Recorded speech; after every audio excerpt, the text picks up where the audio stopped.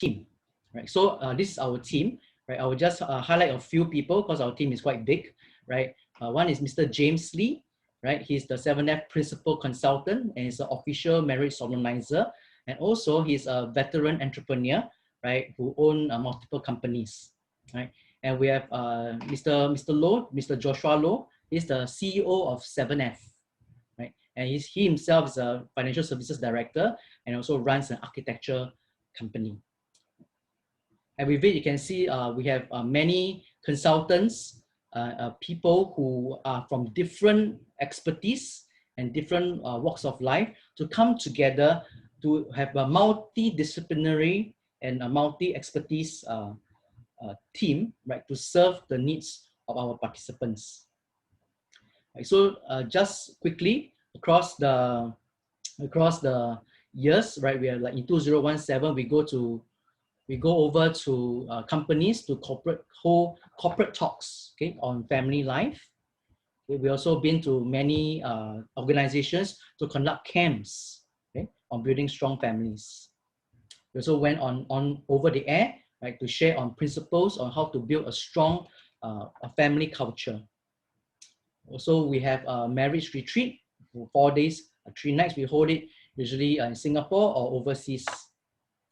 And also not only just marriage retreat, but the entire family can come together, right, and we can build the family on sound values. And we also went to Shanghai and also other countries, especially in China, right, to speak to business owners on how to build a family legacy. And we conduct family legacy and estate planning and succession planning workshops, right? And the recent one being in December 2019. Because of COVID, we could not gather, so we now switch to more Zoom meetings. Okay. So to keep the timing suitable and also enough sufficient for the speakers to speak later, right? I just want to run by this framework, okay, on building a resilient organization. So many of us, we may be facing difficulties right now, right? But for now, we will need practical strategies of how to overcome this crisis and emerge stronger. But overall, if let's say there is a next crisis coming, right, we will want our organization to be resilient, right? So this is a resilience framework, okay, which I adapted from many management consultancy companies, right? And basically they are based on 4 pillars, okay? First of all, if you can see my mouse here, it's on leadership and culture, right? Which we 7F, we are an expert and our deep expertise in this particular area. Okay. The next is resources, okay, be it financial resources or human resources or technology or how to create a knowledge pool, an ideas pool, right, to transform the business, okay, and to bring it to another level. Okay. And the third pillar is product and sales, right, the sales channel, right, product development. Okay. And also in change management, okay, we call it adaptability. Okay, how to have a business continuity plan, like for example, like right now, how to ensure our operations and our supply chains are not disrupted, how to diversify it, etc. So we will want to help our business owners who's attending our sessions, right, in all areas, meaning to say that in the future, we will also engage other experts with different expertise and different specialization. For example, digital marketing, digital transformation, or probably in the financial area. Okay, how can we get more grants and ensure the liquidity of our business? So every session, monthly, we'll line up different speakers where we can ask them questions and it'll be interactive time. So now I'd like to do a poll. Okay, and to understand for our participants here, right, what are some of the areas that you are keen in discovering, right? And we can, during our Q&A, right, we could address your needs more precisely, right? So I'm going to send a poll and you can just answer the poll, right? Okay, I'm going to launch now. Okay. So you can see on your phones, right, which of the following areas of building a resilient organization, okay, are you most keen on? Okay, is it leadership and culture, human resource, okay, financial management, okay, collaboration of ideas, okay, where be it internal with your staff and also external. Aaron, the setting cannot be clicked for me. Okay, right, the polls are coming in. Oh, okay.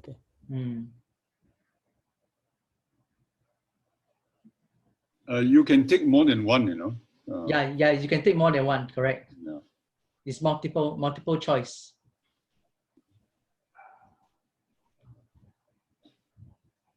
So later I'll release the result. So leadership and culture is at the topmost. Okay.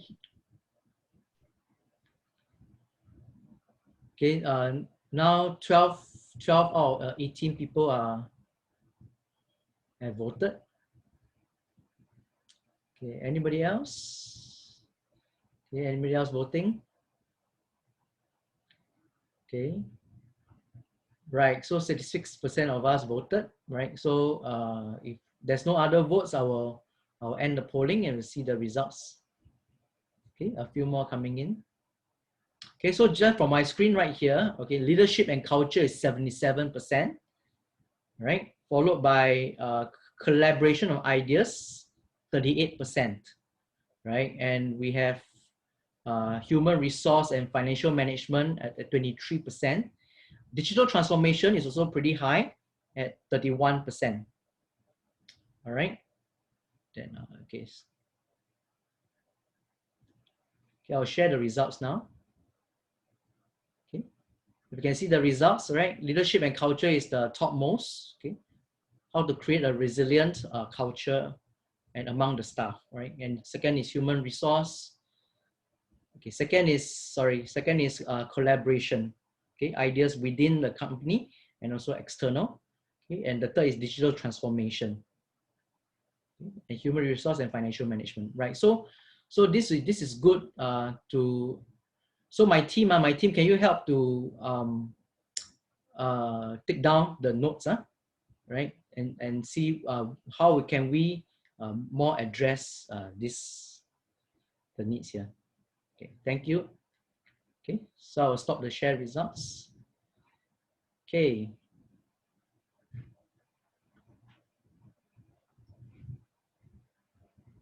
Right.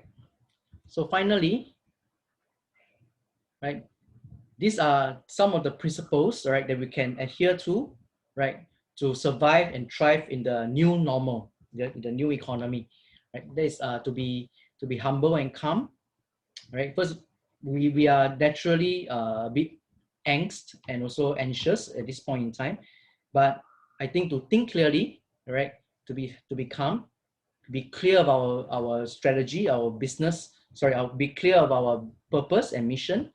Go back to the drawing board, revisit the strategy, right? And this is what we find pretty difficult. That's to preserve our human resource because our cash flow, facing a cash flow crunch for most SMEs, okay, and upgrade the skills and to appreciate our customers, right, and to see what they would like in the future, okay, in the new normal, okay, and to conserve the cash, tighten our belt right now.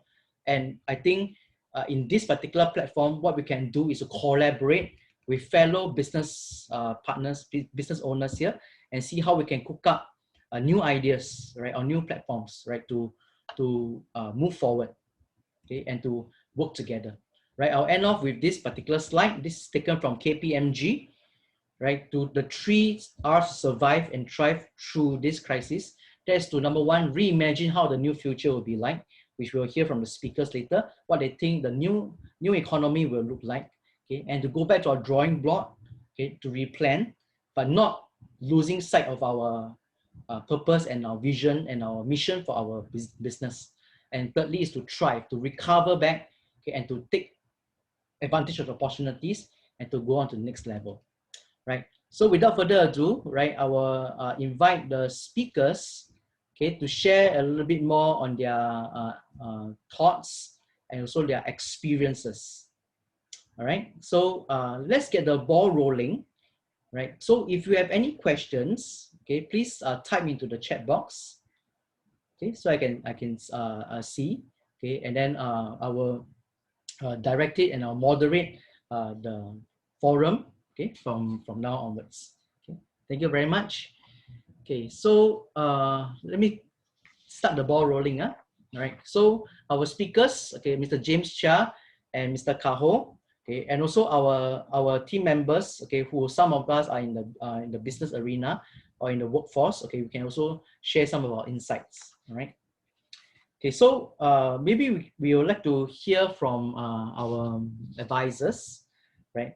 Can you share some of the business crisis, right? You have experienced your 40, 50 years of your business life, right? And also how you overcame it and using what principles? Can I invite any one of you to share? Either one.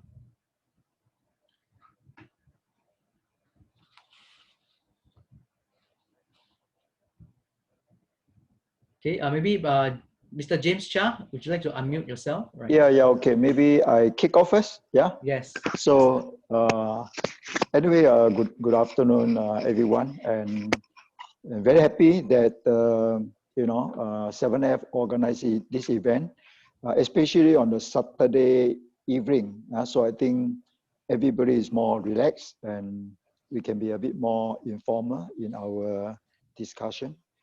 So your question about the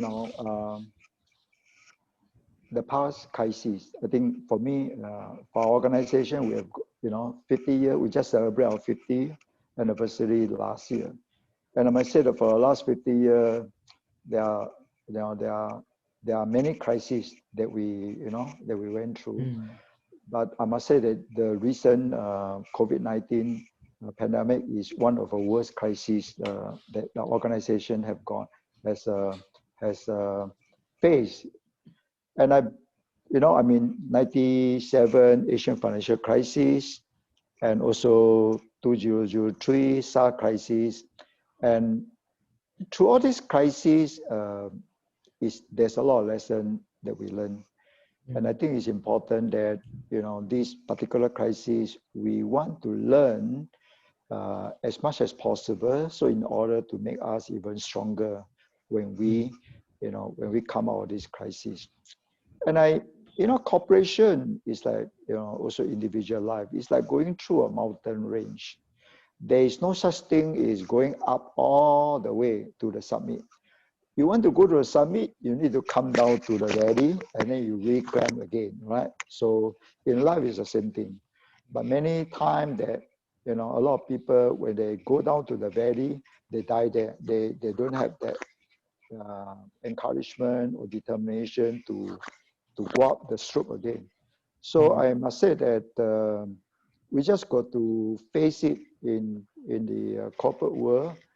In the corporate life cycle, there's always up and down. So just want to encourage everyone here that we just want to learn from this crisis and then continue to climb and scale a greater height when the opportunity arises. So it's important that through this forum, maybe we can learn from the different from different people about how we overcome this crisis. So I just want to say that it's difficult, but I believe that through the past experience, through the determination that we have, we should be able to overcome some of these crises. Now, I think the detail, maybe we can discuss it later, but I just maybe stop here and pass it to Kaho, to say a few words. Yeah, probably, I'll just interject. That is, probably you can also share, like practically, like maybe one or some of the crises, more bigger ones, and how you overcame that, and the strategies. Yeah. Okay, I think I think for the business, when there's a crisis, big or small, it's important to, the team, the management, the shareholder, and all the stakeholder must be united. I think unity is very important to overcome the crisis. And then you look back the organization. I think the running a company, a corporation, they are basically revenue. Okay, there's your top line. So the revenue will change, all right, because the customer might not be there anymore, and some of your regular customer might, start spend less. So the revenue model, and you really need to relook at it, and perhaps some of the regular customer maybe they might stay with you for a short while, and how can you look for new customers? So there's again this one of a big subject that we can discuss about it. Now, besides revenue, then the next thing is your cost of sales, right? Your cost of sales, your supply base, your logistic, all these. So it become the cost of sales is how to identify, how to save costs, right? And it's very important that every dollar you save, if they say your net profit is 10%, right? So if you can save $10, you can actually no need to worry that $100 revenue. So saving, the cost saving has become a very important. And cost saving is again within your control. You cannot control revenue because you cannot force your customer to give you sales, right? They run all over the place. You cannot catch them. And I think it's important that you focus on the item that you can control. And cost of sales is one of the key areas you can control, right? And for example, if they say your cost of your gross margin is 30%, right? That means your cost is 70%. How can you save the 70% of the cost?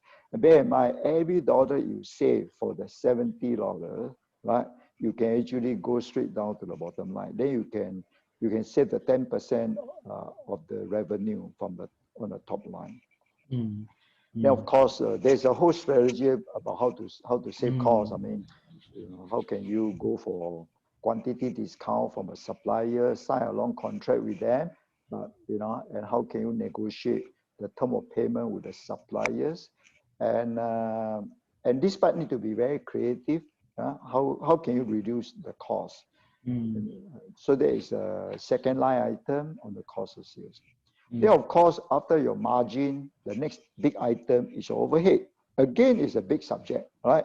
Your overhead consists, of course, the payroll. I think we can spend 2-3 hours just talk about human resources, the payroll.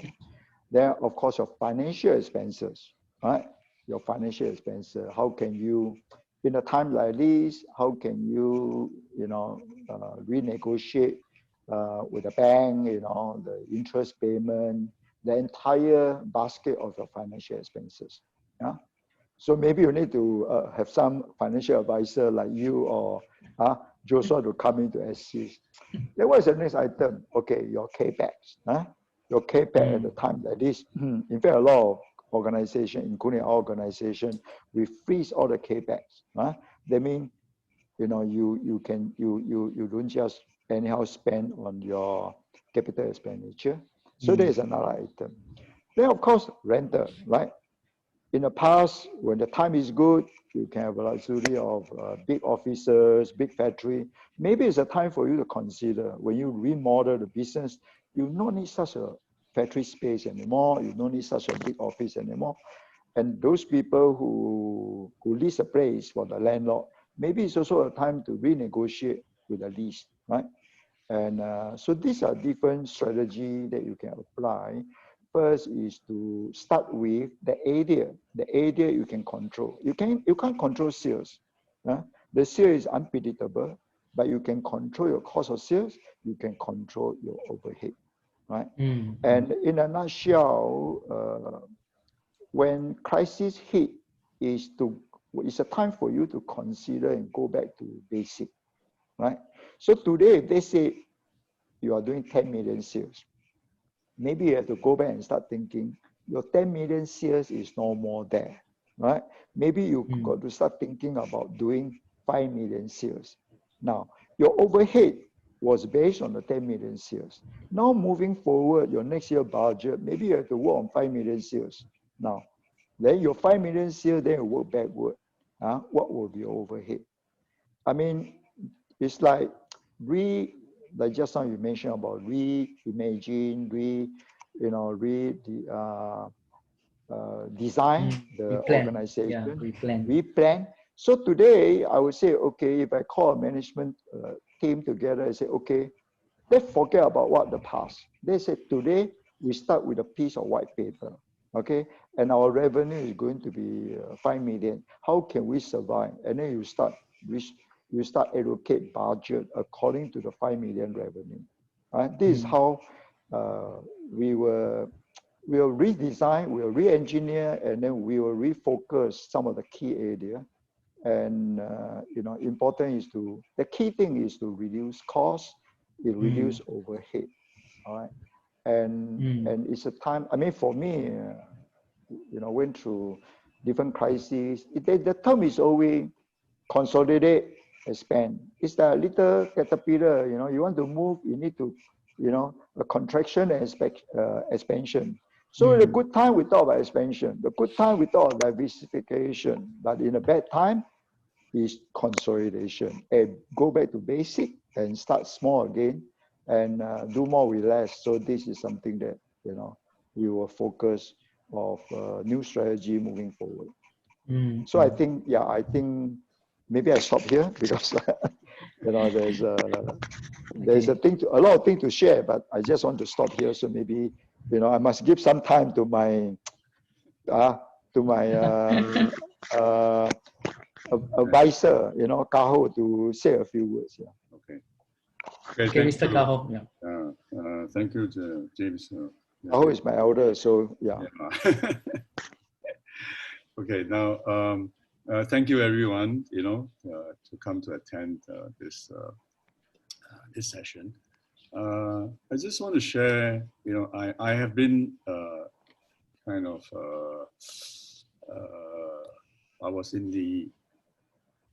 when I started life, I was in the small, medium enterprise, making spectacle frames and the lenses, it's a small factory in Geylang. We have a flatted factory. We rent a space and we collaborate with some Hong Kong people who wants to set up a shop here in Singapore. So my dad has actually kind of helped them to invest, and I was like pulled in as a financial controller, so to say. Right. Then the second part of my journey was with Exxon, Esso at that time, now it's ExxonMobil. I was there for 5 years. At that time, Exxon was the largest company in the world, right? So I had experience of working at the largest.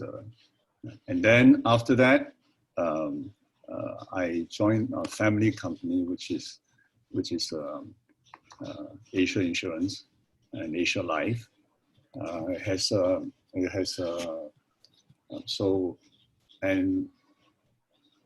in the insurance, so it's like not a very big company, but not a very small company either. So I had the benefit of having gone through all three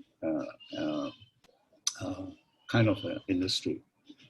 So today we are facing this kind of unprecedented situation, which in the last 100 years has never experienced before. The last time we had this was 100 years ago, or 102 years ago, at the end of the First World War in 1918, when the plague actually went through the whole earth, and actually 50 million people died during that time, and all the industry, everything has gone off. It's more severe than the Two World War. That is the time that, that is what we are facing today. So, but drawing back, I mean, when we say that we've gone through crisis, but we've never gone through such a crisis before, So this is the first time in the last 100 years where people face this kind of crisis. So my sharing of the takeaway is that, no matter what happens, even at that time, 100 years ago, when everything seems to bleak, the first wave killed 10 million people. The second and the third wave killed the other 40 million people. So it is a really, but at the end of the day, my parents, in fact, my grandfather and my great-grandfather died during that time. But the rest of the people actually survived, right? My father, I mean, a lot of people still survive through the crisis, and coming out of the crisis, of course, they are much stronger. So in order to face this, the coming pandemic, just remember you have to keep faith that one day, just as one day, this thing is coming to wreak havoc in whatever things that we are doing. One day it will actually, will be gone also. There is actually hope. You must have the hope that, no matter what happened, that is going to, it is going to continue. Okay, so and when we look at our business, when we look at what we are doing, we have to realistically think, what is the worst that is going to happen to you, your family, your company, or whatever you are doing. Just think of what is the worst that can happen. Once you know what is the worst that can happen, then you can work your way backwards, and otherwise you will be very, I mean, I have been through this many times, when you are in a situation, it's like everything is so hopeless. It is almost impossible. You cannot see any way out, none at all. Not even with anybody's help, not even with God's help. You say it is absolutely impossible. And this is something that we have to reorient it. Especially it's easy to say, that you forget about it, but you cannot. Every morning when you wake up, you face it. You have to face the situation and say, no, how am I going to face the situation? It's going to be, I can't see any way out. I can't see any way out. So the thing is that, to just summarize. So at the end of the day, so what is the worst that can happen? The worst that can happen is that your business is going to fail. It's going to, close, finish, right? That is the bottom line. So you have to face it and prepare. If the worst can happen, that is what's going to happen, right? So then you work backwards, right? If that is the worst that can happen, then what should I do to prepare for the worst right now, right? You just have to be prepared to face the worst consequences that you are going to face, and that is your business going to fail. It's going to finish, right? So you plan, okay, if my business is going to be finished, I hope I'm able to do this and do that, so many things that, that we actually can do. But take the bottom line first. If it's going to fail tomorrow, then, take care of yourself. Take care of your, of people around you. Take care of your thing. Okay, I have to fold the business. And then you work backwards, right? Then in that case, okay, if that's the case, I mustn't put more money in there until I cannot afford, to to survive at the end of the day, right? And then you just have to tell the employee that I'm sorry, if this fail, you will have to go.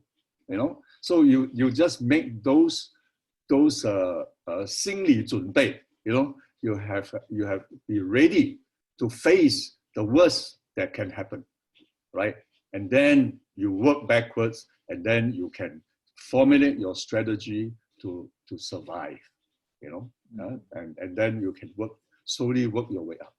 Okay, I will just end here because we got 20 minutes. Thank you. Right. And, maybe I can just chip in one statement when Kao was sharing 心理准备 that there's a Chinese quote say 留作青山在，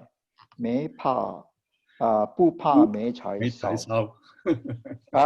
就是说if you have the 青山 the mountain, the trees still around, right? So don't worry, forever you have some wood to be used to cook, right? Yeah. So I think that's what Kao was sharing.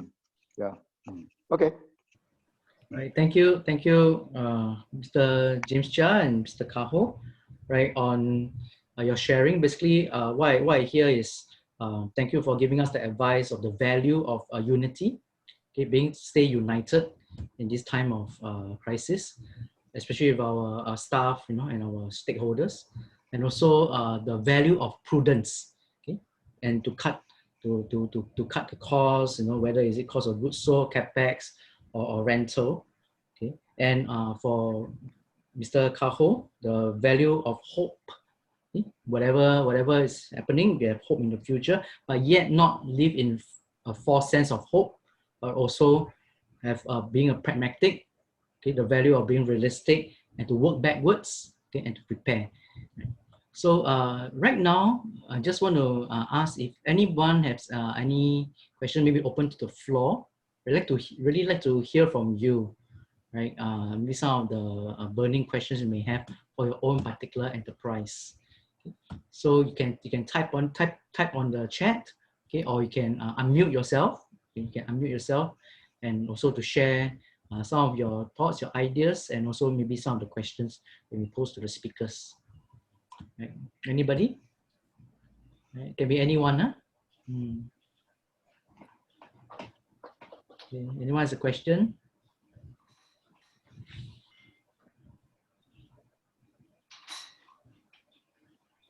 I think we can also invite the 7F, the members.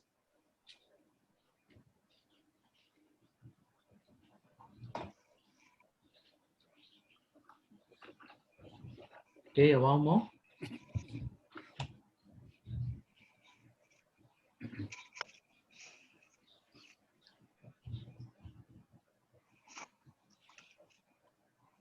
Okay, there are no questions yet, right? Maybe some of participants need time to warm up a bit more, right? Just thinking that, because we want to cut costs, okay, the value of prudence, right? But sometimes we are faced with the challenge of letting staff go. And that's also one of the things that our government is very concerned about, right? And keep urging employers to keep the staff. But we're already bleeding. We can't keep anymore, and we want to reduce our controllables, reduce our expenses, reduce capex, rental, and also staff costs, right? So maybe in your experience, when you need to do the thing of probably asking our staff to go, right? How do you manage your staff and to also at the same time keep the staff morale high? Well, everybody is scared right now. They're the next one to get axed. How do you keep the staff morale high? And if you really need to do that, how to preserve your human resource, right? And how do you manage that? Yeah. Maybe I answer first. Yeah, I think this is a big subject, and to manage the staff costs, and if it's unfortunately you really need to trim down the overhead, trust and communication become very important, right? We like recently we organize a lot of town hall meeting, and to be transparent, to be transparent, can present the company situation to the staff. So so when you need to so-called exercise some of the cost cutting, and the staff, the colleague will support because they know the situation, is bad. And so there is communication and also transparency and trust, is very important. Then move down when you really need to exercise some of the, but retrenchment should be the last resort. But before you reach the retrenchment, there are many ways that you can think about it. There are many options. And one of the options is like reduce work week. Like if they say, 4 days a week, so technically you actually reduce the salary by 20%, right? So reduce work week. And the other thing can be quite interesting. I remember, during our previous crisis, as a company continue to move out the value chain, right? We cannot afford to have this 1,000 over workers, and then we also find ourselves too expensive to manage worker, because once you move up the value chain, you are manage different group of people, and so what are you going to do with this group of worker? And we have a huge factory, so we redesign. We start group the worker and the supervisor and make them to become a small company, right? So overnight we have a lot of 5 or 10, I don't know, today maybe we got 15 small supplier. That means these are all my ex-worker or my ex-supervisor. So they become our supply base, and we make them to become a boss themselves.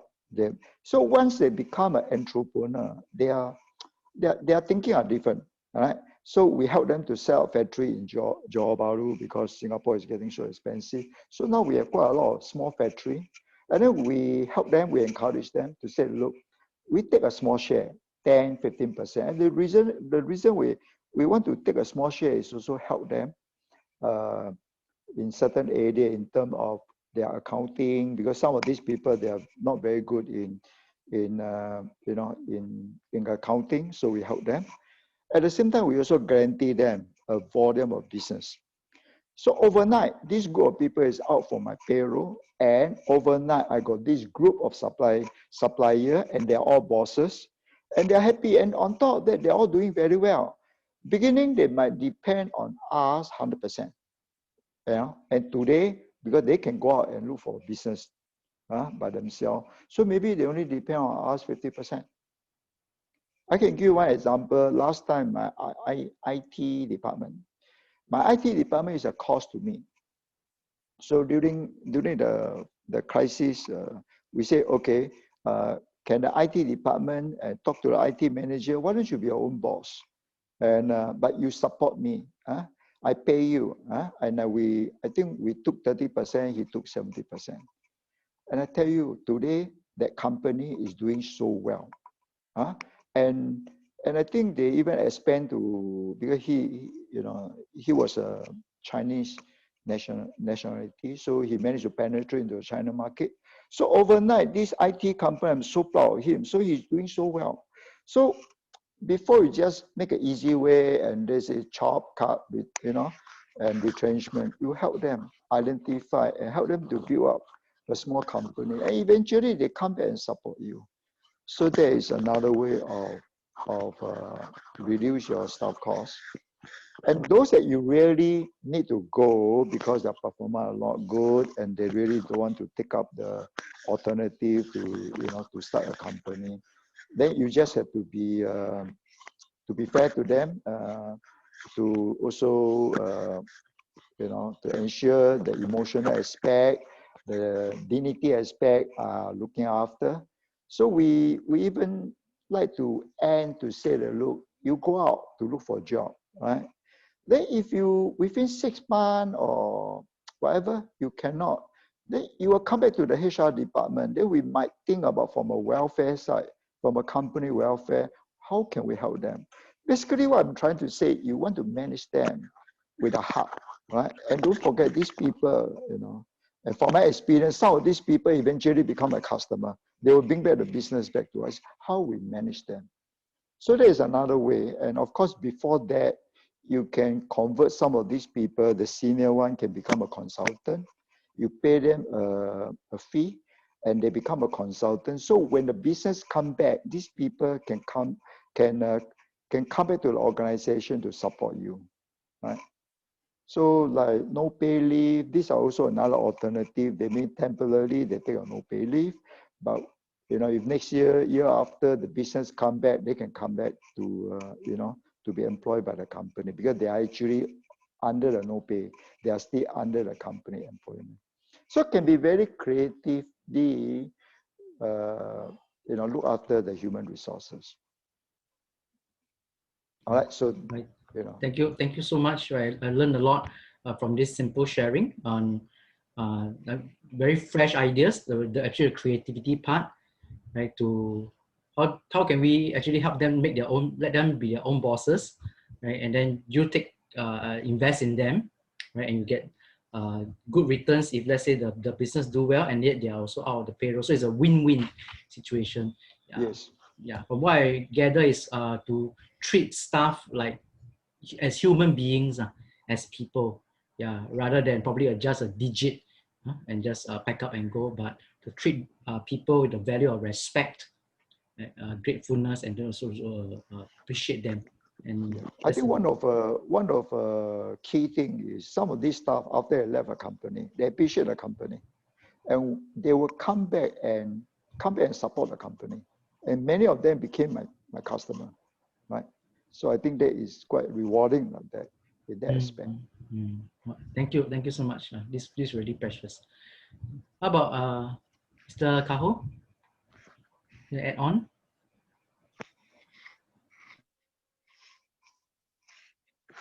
Mr. Kaho, you can unmute yourself. Yeah, the experience that I have, you know, through my career, one, you know, when I was working for the small company eventually had to be sold. You know, I mean, because we couldn't make it, right? So we had to be sold, and so of course the workers and everyone, we have to take care, you know, to make sure that, you know, to help those workers to retain, you know, hopefully we try to get the owner to continue to, you know, to continue to use them. But then there's really not a lot that you can do, you know, because we just have to face the reality. If they don't want to pick up, there's actually very little we can do, right? And other than that, actually I don't have much experience, because you know, in the insurance industry, as you know, is too big to fail kind of situation. So, you know, we have to manage. Of course, you know, we have to manage the authorities, you know, and that is actually the more challenging in if you are in the finance industry. Actually, is how to like comply with sometimes unreasonable expectation, you know, from the regulatory. So those are challenges that we normally face. So even as I say, even as this pandemic is, as you know, many of the insurance companies and the banks, they are also facing a lot of difficulty in complying, you know, but as they are not, you know, they cannot afford to fail. So that's why I think in this pandemic they have a bit of an advantage, that the regulatory people are probably more flexible for them, right? So that's all I have to add. Yeah, thank you. So I understand most of our business owners here, we are from different domain. We have different domain knowledge. Some of us are in F&B, some of us are in financial services, right? And some in education or events or different different domains, right? So anyway, coming back to the participants, okay, if you have any specific question to your own domain, right, you can also express it, right? Share it, so we can understand also what are some of the needs and concerns, right? And then we can also address it specifically, probably to your industry. Probably can see some other fellow business owners who are in the same industry as you, right? Who may face the same challenges. Yeah. So anybody want to have any further questions, or even the 7F team, you want to contribute?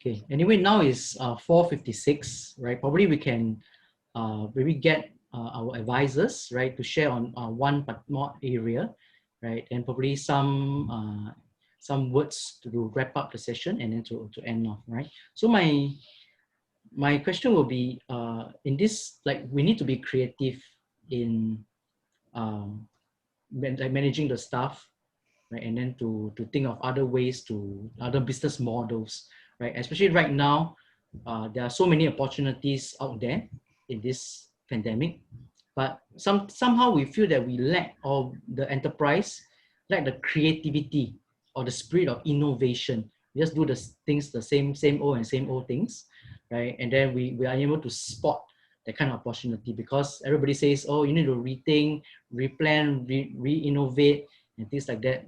But sometimes we find it difficult. Yeah, maybe we can share some strategies on how do we develop a spirit of innovation and creativity, first in ourselves as entrepreneurs, and also maybe in our workforce and our enterprise. Okay. All right. So maybe again, this is a big subject, but I will try to make it simple. You know, it's a 20/80 principle. I think the 80% is how you control your current business, to manage your current business, because the word innovation, creativity cut across everywhere, including your internal, so-called management system, your or your work procedure. You can actually try to review it line by line. It will be supplied that maybe there's a lot of procedure can be reduced. So it's so based on this 80% that you need to go through every item within the company management. Right? I remember, last time, just a story that in the old day we got this out tray, in tray, right? So usually the in tray, then you go to office, everything you do, you throw it into the out tray. Then one day I say, why we need to have an in tray and out tray? Because anything I throw into the out tray, my poor PA have to do a lot of work on the out tray, And like, for example, minute of a meeting, this thing, very easy for me to read, and then I throw it on the out tray. Then the poor girl had to take out the minute of a meeting. First, had to look for the file. Second, had to punch a hole. And most probably, I will not retrieve back the minute again, right? So I decided to say, I will try to minimize the out tray. Give me a big basket. Anything I need to get, I just throw it inside. With that, I can save a lot of work for my PA. And my PA eventually can work for 2-3 bosses. Right.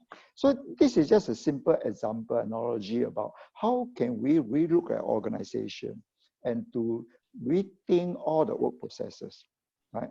And And I think, yeah, we can do it in a very creative way. Just now we talk about the human resources, we talk about, how can reduce costs. And what I can say is that 80% is the management, and the key thing is to reduce costs, right? And through all the different innovation, creativity, and is to reduce your operating costs, right? And on the 20% is, so I will encourage my manager, you spend 20% managing your current business, but you 80%, but 20% you got to go and think and be crazy, think about what other business, what other creative idea that you can do. I was told about this story at the Harvard Business School. Very interesting. The final year, so the professor tell the student, I said, 3 students. I said, each one I give $100 US, right, to a 3 student. And I will give half an hour to present to the entire cohort. Then how will you spend the $100? So the first student take the $100, he will just put it into a bank and earn interest. And there is an easier way, all right? Earn interest, I don't know, must be very low interest. Then the other student say, I will use this $100 and I will go and buy a certain product and sell it for $200. Wow, not bad, for $100 within 2-3 weeks, he can make about return of 100%. But the third student say, well, I will not spend this $100. I will give the half an hour presentation to this cohort, to the big MNC company who are interested to employ all these top students from a renowned university. So they auction the half an hour to all the big company who can come and give presentation to all these students as a recruitment right. And they auction out for $10,000 US. So this story illustrates that when it comes to business, we just got to think out of the box, right? The box is important. Just like I mentioned about the 80% is within the box. We need to continue to redesign the box, make the box more effective, more productive. But the 20% is to think what is a business that we can be, still within the same story, but how can we be creative or redesign our business, all right? So that would be my summary. Wow, thank you so much. Okay, think about being innovative, thinking out of the box. I think it also involves some risk taking, right? Because to put in the bank, that's the safest thing to do. There's a guaranteed return. Yeah, but to do other ideas, sometimes we need to. What I learned as an entrepreneur is to also assess the level of risk that I'm able to undertake. Also, right? and to innovate. But thank you for the 80-20 principle. Right, this is very, very useful. How about Mr. Kah Ho? Yeah, it is to say that I think we have to spend time also checking. I mean, really also see your competition. You must be aware what is your competitors. What are they doing? Actually, you just in most businesses, actually, you not just need to be one step ahead of your competitors. If you can keep doing that, you are really one step. You command more market share. You command more premium for your product. The other idea that you can get is actually see how you can use different, let's say you come across in another industry that they're doing something that is really can be applied to your business. So that is another way, to get the innovative the idea.